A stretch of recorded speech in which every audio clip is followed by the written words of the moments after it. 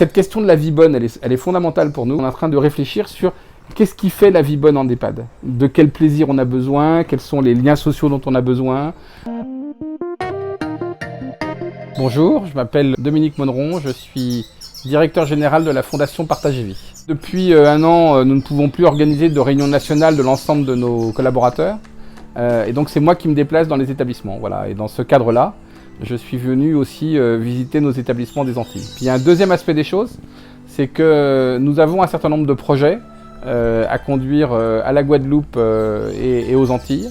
En particulier le projet de rénovation et de relance de notre clinique de la Valériane. La Valériane est un établissement vraiment à part, c'est-à-dire que c'est le seul établissement des Antilles qui a la spécialité nutrition, métabolisme, donc qui s'occupe principalement des questions d'obésité, mais aussi des questions de dénutrition.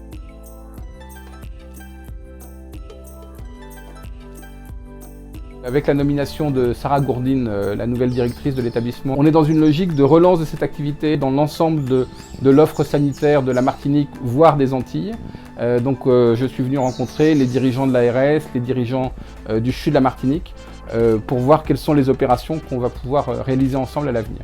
Avec la CTM et l'ARS, nous allons avoir des projets à discuter, en particulier des projets de création de nouveaux EHPAD. Il y a une volonté de créer 1 ou 2 EHPAD sur le nord Atlantique. J'espère qu'on arrivera à créer un établissement entre 60 et 80 places.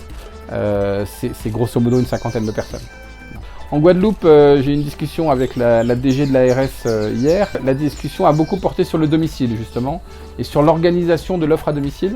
J'ai cru comprendre que c'était aussi un peu une spécificité des Antilles. On a mis en place ce que nous appelons au sein de la Fondation Partager Vie des plans de soutien à l'activité. C'est quand on voit des établissements en difficulté, on essaye de bien comprendre toutes les raisons pour lesquelles ils sont en difficulté. Et donc on a bien travaillé sur tous ces éléments-là. Donc là on est en train de monter un grand plan de rénovation et d'amélioration de l'accueil et des conditions de travail de nos collaborateurs. Ça fait 20 ans que nous avons été reconnus d'utilité publique.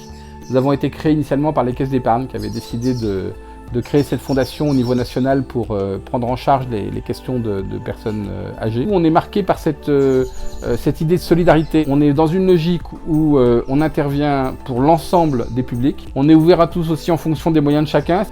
C'est aussi la volonté de bien prendre en compte la dimension personnelle du travail que nous faisons. C'est-à-dire que ce sont toujours des personnes soignées et accompagnées par des personnes qui sont soignantes et accompagnantes. Et le terme qui est entre les deux, c'est cette notion de personne. Voilà. Et donc il y a dans ce travail une forte implication personnelle. C'est des établissements où on vit jusqu'au bout de la vie.